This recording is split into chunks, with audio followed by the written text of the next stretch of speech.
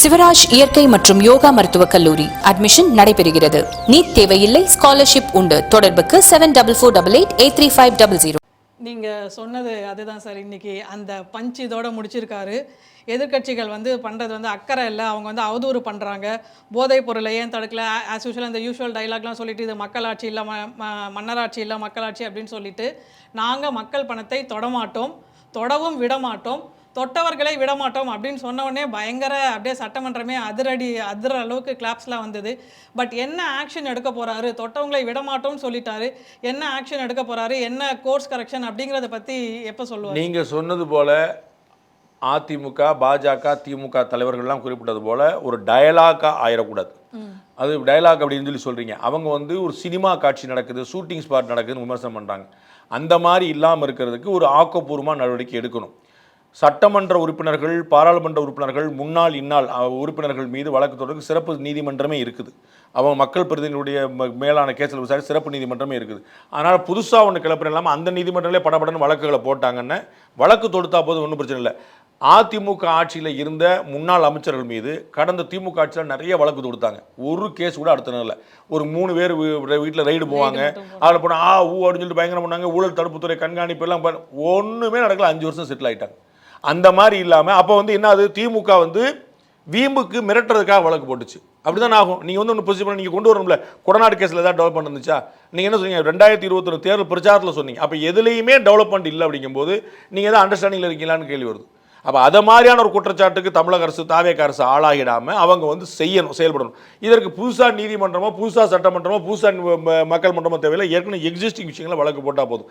அந்த வழக்கு அடுத்து கொண்டு வரணும். இதில் முக்கியமான பாயிண்ட், இன்னொரு முக்கியமான விஷயம் என்ன நினைக்கிறேன், தொட்டவளை விடமாட்டோம் அப்படிங்கிறது டயலாக்காக இல்லாமல் ஆக்ஷனாக வரணுங்கிறது ஒன்று. சிறப்பு நீதிமன்றங்கள் தேவையில்லை, ஏற்கனவே இருக்கிற நீதிமன்றங்களே போதுங்கிற 2.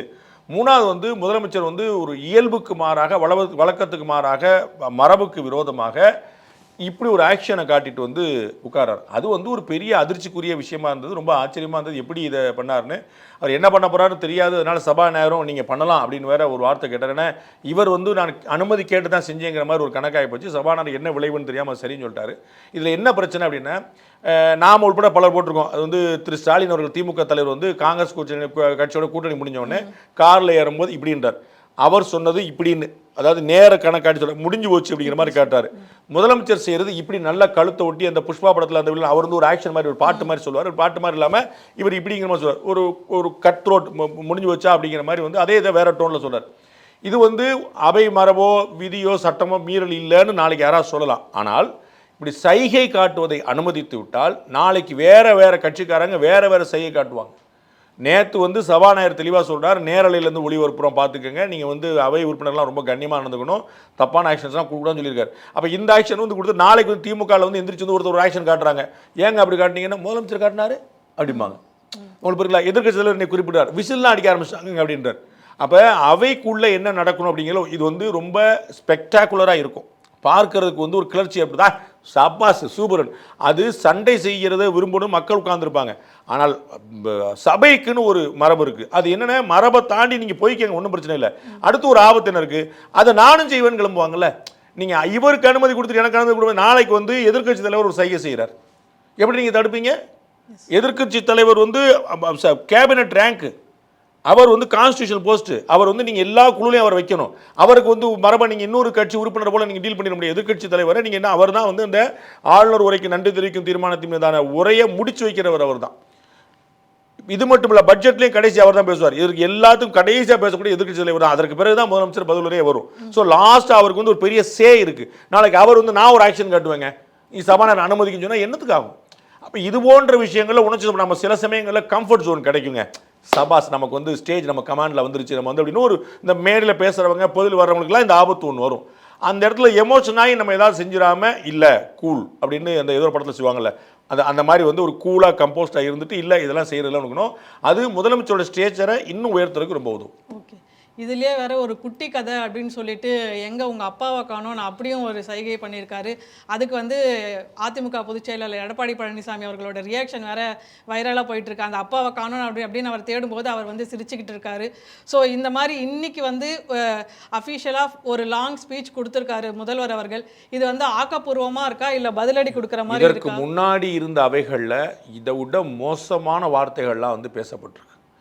தண்ணி வண்டி அப்படின்னு சிலரை குறிப்பிட்டு, தள்ளு வண்டி அப்படின்னு சிலரை குறிப்பிட்டு நிறைய பயங்கரமான வார்த்தைகள். சபாநாயகர் இருக்கையில் இருவர் அமர்வது, சபாநாயகர் சட்டை கிழிக்கப்படுவது, கையில் கீழ் எழுத்துவிடுவது, என்னமோ எதிர்க்கட்சி தலைவருடைய டேபிள் மேலே ஏறுறது, முதலமைச்சருடைய சேர் மேலே ஏறுறது, என்னென்னமோ நடக்காதே இடம் நிறைய நடந்திருக்கு. சேலை இழுக்கப்படுவது, இது மாதிரி நிறைய நடந்திருக்கு. ஆனால் அது நடந்திருக்கே அப்படின்ட்டு இன்னும் கொஞ்சம் நடந்துக்கலாம் அப்படின்னு நம்ம வந்து யோசிக்கவில்லை. எவ்வளோ முடியுமோ அவ்வளோ நம்ம வந்து அதை குறைவாக கொண்டு போகிறது தான் நம்ம பார்க்கணும். அப்போ வந்து திமுக தலைவர் முதல்ல வயதில் மூத்தவர், அவர் மேயராக, சட்டமன்ற உறுப்பினராக, துணை முதலமைச்சராக இருந்தவர், ஒரு கட்சியுடைய தலைவராக இருக்கிறவர். முதல்ல இவர் வந்து பிரச்சாரத்தின் போது தாவேகா தலைவராக மட்டுமே இருந்தபோது வந்து சிஎம் ஸ்டாலின் அங்கிள் அப்படின்னு ஒரு எல்லோட சொன்னார். அது நம்ம புரிஞ்சுக்கிறோம். மேடையில் வந்து அதில் நான் ஏற்கனவே சொன்ன போல் மக்கள் மன்றம்ங்கிறது ஒரு பிரச்சனை இல்லைங்கிற மாதிரி இடமா இருக்குது. அதற்கு பிறகு கோச்சிக்கிறீங்கன்னு சொல்லிட்டு சிஎம் அங்கிள், சிஎம் சார் அப்படின்னு ஆரம்பித்தார். இன்றைக்கி கூட எதிர்க்கட்சி தலைவர் குறிப்பிடும்போது சிஎம் சார் அப்படின்னு தான் குறிப்பிட்டோம். ஸோ அந்த சிஎம் சாருங்கிற கணக்கில் போய் நிற்குது. அப்போ வந்து நாம் வந்து ஒரு ஸ்டேச்சரை மேலே ஏற்றுறதுக்கான ஒரு முயற்சி பண்ணும்போது அப்படிப்பட்ட ஒரு மூத்த தலைவரை மறைமுகமாக குறிப்பிடுவது போல் முதலமைச்சருக்கு தெரியும், எல்லாருக்குமே தெரியும், எல்லாமே அண்டர்ஸ்டாண்ட் பண்ணிட்டாங்க. அது என்ன எங்கப்பா அவங்க அப்பாவை காணும் அப்படிங்கிறது வந்து தட் இஸ் கோயிங் பர்சனல். அது நம்ம வந்து எப்பயுமே தேவையில்லை. 5 நிமிஷம் நான் குளத்தூரில் பேசினதுக்கே என்ன ஆச்சு? அது சரி, அது பொலிட்டிக்கல், இது பர்சனல். அதான் சொல்ல நீங்கள் அது நீங்கள் குளத்தூரில் நான் நீ பேசுன்னு சொல்லிடுறீங்க, நான் 5 நிமிஷம் பேசுகிறேன் என்னாச்சு பார்த்தீங்கன்னா ஏற்கனவே திரு ஆதவர்ஜுனா அவர்கள் பேசினார். அதே இன்னைக்கு முதலமைச்சர் வந்து ரீஇன்ஸ்டேட் பண்ணார். அதில் வந்து பிரச்சனை நீங்கள் பொலிட்டிக்கலாக நீங்கள் வாய் மூடி மௌனியாக இருக்க முடியாதுல்ல, நீங்கள் வந்து பேசத்தான் வேணும். அதில் வந்து ஒவ்வொரு வார்த்தை நம்ம வந்து கிளாஸில் நம்ம சொல்லுவாங்க, மயிறு அப்படின்னா கெட்ட வார்த்தை, முடின்னா நல்ல வார்த்தை, என்ன கணக்கு? ஒரே பொருள் தான், ஒரே. அப்போ நம்ம வந்து சில விஷயங்கள் நம்ம அவை மரபுக்கு மீறான வார்த்தைகள் பயன்படுத்துகிறோம்ல, இது மரபுக்கு மீறான விஷயம் இல்லை. அதில் ஒன்றும் இதை விட மோசமான விஷயம் நடந்திருக்கு, அதெல்லாம் மாற்றுக்கிறதே இல்லை. ஆனால் இன்னமும் மேலே மேலே மேலே நம்ம யோசிக்கும் போது பர்சனலாக என்னப்பா உங்கள் அப்பா கொஞ்சம் அப்படியே கொஞ்சம் திரு ஸ்டாலின் வந்து இந்த வீடியோ பார்ப்பார்ல, அவர் வந்து பார்த்துட்டு நினைப்பார், அது தவிர்த்துருக்கலாம், அவ்வளோதான். நான் திரு ஸ்டாலின் 2021 பதவி ஏற்கும் போது சொன்னது, பிறகு திரு விஜய் அவர்கள் இப்போ பதவியேற்ற போது சொன்னது, எனக்கு வாக்களிக்காதவர்களும் சேர்ந்து நம்மளை யோசிக்கணும். அப்போ நான் என்ன நினைக்கிறேன், திரு ஸ்டாலின் அவர்கள் பார்த்துட்டு இந்த பையன் சொல்லிக்கிட்டே இருக்கிறீங்க, நல்லா பண்ணுறான்ப்பா, நீங்கள் என்னப்பா சொல்லிட்டு இருக்கீங்க, சும்மா கூட்டம் சொல்லியிருக்கேன், பிரமாதம் பண்ணுறானே அப்படின்னு அவர் வாயால் ஒரு அப்ரிசியேஷன் வரணும், உள்ளேயாது ரூமுக்குள்ளேயாது.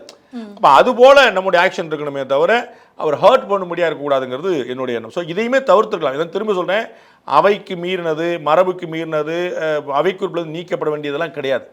ஆனால் அவர் உருவாக்குகிற பிம்பத்துக்கு, அவருக்கு எழுந்திருக்கிற ஒரு பிம்பத்துக்கு இதெல்லாம் தவிர்க்கலாம். ஓகே, உங்கள் தயவில் எங்கள் ஆட்சி நடக்கலை, மக்கள் தயவில் தான் நடக்குது, கம்யூனிஸ்ட் பார்ட்டி எடுத்ததெல்லாம் வந்து அவங்களா எடுத்த முடிவு, உங்கள் கூட்டணி கட்சிகளுக்கு அப்படியும் எங்கள்கிட்ட வந்தவங்களுக்கு நாங்கள் மினிஸ்ட்ரி தானே கொடுத்துருக்கோம், அதுக்கே இவ்வளோ புலம்புறீங்க அப்படிங்கிற மாதிரிலாம் சொல்லியிருக்காரு. ஸோ அதுக்கு வந்து திரு உதயநிதி அவர்கள் கேட்டிருக்காரு, அப்படின்னா ஏன் நீங்கள் ஒரு தரப்பு அதிமுக தரப்பினரை மட்டும் போய் பார்த்தீங்க, மக்களாட்சி தான் மக்கள் தயவு தான் உங்களுக்கு இருக்கே, அப்புறம் ஏன் ஒரு தரப்பு அதிமுகவினரை மட்டும் போய் பார்த்தீங்க அப்படிங்கிற மாதிரி கேள்வி எழுப்பியிருக்காரு. திரு உதயநிதி எழுப்பின ரொம்ப நியாயமான கேள்வி. திமுக தலைவரை போய் பார்த்தார், அவர் சட்டமன்ற உறுப்பினரும் கிடையாது, எதிர்க்கட்சி தலைவரும் கிடையாது, அவரை போய் பார்த்தார். எல்லா கட்சிகளையும் போய் பார்த்தாரு, மதிமுகவை போய் பார்த்தார், எல்லாத்தையும். நீங்கள் வந்து திரு எடப்பாடி பழனிசாமி மட்டும் ஏன் பார்க்கல? அவர் அதிமுகவுடைய பொதுச் செயலாளர், 47 எம்எல்ஏக்களுக்கு சொந்தக்காரர், 2 எம்எல்ஏ அதுவும் உதயசூரியன் சின்னத்தில் வச்சுருந்தவங்கள போய் பார்த்தீங்க. ஒரு எம்எல்ஏ கூட இல்லாத திரு சீமானை போய் பார்த்தீங்க. அதிமுக கூட்டணியில் இருந்த பாமக போய் பார்த்தீங்க. அப்போ நீங்கள் ஏடிஎம்கேயோட பொதுச்செயலாளர் மட்டும் நீங்கள் ஏன் பார்க்கல? முன்னாள் முதலமைச்சர், முன்னாள் எதிர்க்கட்சி தலைவர் ஏன் பார்க்கல? அப்போ அரசியல் இருக்குங்கிறது ஒன்றும் குழப்பமே இல்லை. அவங்கள்ட்ட இருந்த ஒரு 25 எம்எல்ஏ தனியாக போய் பார்த்தீங்க, ஒன்றும் அது குழப்பம். அவங்களையும் அப்படியே விட்டீங்க நடு ரோட்டில். அது வந்து அவங்க 25 பேர் திரும்ப போய் சேர வேண்டியதாக போச்சு. அப்புறம் வேறு மாதிரி பார்த்தோன்னா இப்போதைக்கு 2 பேர் மாறிடுவாங்க போல தெரியுது, ஒரு 4 பேர் வந்து மதில் மேல் பூனையாக நிற்கிறாங்க, மெதுவாக அவங்களுக்கு வருவாங்க போல தெரியுது. ஸோ வந்து அதனால் வந்து இவங்க 25 பேரை போய் மட்டும் போய் பார்த்துட்டு வந்தாங்க. அப்போ திமுக தலைவர் தன்னுடைய கூட்டணி கட்சிகளை வெளியே விடுவதில்லைன்னு முடிவு பண்ணியிருந்தாருன்னு கட்டாயமாக தாமதமாக இருக்கும். ஆட்சி அமைஞ்சிருக்காதுன்னு சொல்ல முடியாது, தாமதமாக இருக்கும். அப்போ திமுகவுடைய தயவு இருந்ததான உண்மையிலே இருந்தது மாற்றுக்கிறதுல ஆரம்பிக்கும் போது அது தாவேக்காவுக்கு நேரடியாக இல்லை. ஆனால் தாவேக்காவில் இன்னைக்கு இருக்கக்கூடிய கூட்டணி கட்சிகளுக்கு அன்னைக்கு வந்து மறைமுகமாக செஞ்சிருந்தார். திருமாவளவன், IUML 2 கம்யூனிஸ்ட் கட்சிகளுமே சொல்லியிருந்தாங்க, நாங்கள் திமுக கூட தொடர்கிறோம்ங்கிற வார்த்தையை ஆதரவு கடிதம் கொடுக்கும்போது நாங்கள் திமுக தொடர்கிறோம், எதிர்காலத்தில் நாங்கள் வந்து மத்திய அரசுக்கு எதிராக செயல்பட நேர்ந்தால் நாங்கள் வந்து திமுக தொடர்ந்து செயல்படுவோம் அப்படின்னு சொல்லியிருந்தாங்க. திமுகவுக்கு ஆதரவாக இண்டி கூட்டணியில் போய் குரல் கொடுத்து சண்டை போட்டார் திருமாவளவன் அவர்கள். இப்பயுமே கூட புதிய தலைமுறையில் வந்து பேசும்போது அவர் வந்து எந்த நேரத்துலையும் நாங்கள் வந்து ஆதரவு வாபஸ் வாங்க தயங்க மாட்டோம், எங்களுடைய ஆதரவு வந்து நிரந்தரமானதல்ல, நிபந்தனையற்றது அல்ல அப்படின்னு சொல்லிட்டார். எங்களுக்கு பரிபூர்ண சுதந்திரத்துக்கு நாங்கள் இஃபட்டால் whenever we want we can come out அப்படின்னார். அப்போ வந்து திரு ஸ்டாலின் அவர்கள் இவங்கெல்லாம் வந்து ஒரு தடவை அவங்க சொன்னாங்க, திரு ஸ்டாலின்ட்ட சொல்கிறாங்க எல்லாரும் நாங்கள் வந்து அங்கே போகிறோம்னே அப்படின்னு எல்லாரும் சொல்லிட்டு தான் செஞ்சோன்னு எல்லாருமே பதிவு பண்ணியிருக்காங்க. ஸ்டாலின் அவர்கள் சரிங்க நல்லபடியாக போயிட்டாங்க, உங்களுடைய முடிவை நான் தடுக்க முடியாதுங்க அப்படின்னு சொல்லி சொன்னார். அப்படி சொல்லாமல் அப்படி போனதான் பார்த்துங்க, திரும்ப அறிவாலயம் பக்கம் வந்துடாதீங்க அப்படின்னு ஒரு வார்த்தை சொல்லியிருந்தாருன்னு அப்பயும் போயிருப்பாங்க. தாமதமாயிருக்கும். ஒரு 2 நாள் வந்து இப்போ என்ன செய்யறது, அப்போ வந்து இவங்க கோச்சிக்கிட்டாங்களே, நாளைக்கு இவங்க தான் பண்ணுவாங்களா, நமக்கு டீசல் ஒரு யோசனை வந்திருக்கும். அப்படி இல்லாமல் சரிங்க நல்லபடியாக போயிட்டாங்கன்னு சொன்னது அன்னைக்கு அவருடைய தயவு தான், அன்னைக்கு பெருந்தன்மை தான், அதை நம்ம மறுக்க முடியாது. மீடியா உங்கள் கனவா? 100% இன்டர்ன்ஷிப் அண்ட் பிளேஸ்மெண்ட் அசிஸ்டன்ஸ் உடன் பாண்டி ஸ்கூல் ஆஃப் ஜேர்னலிசமின் ஷார்ட் டர்ம் கோர்ஸில் உடனே சேர கால் 7338242422.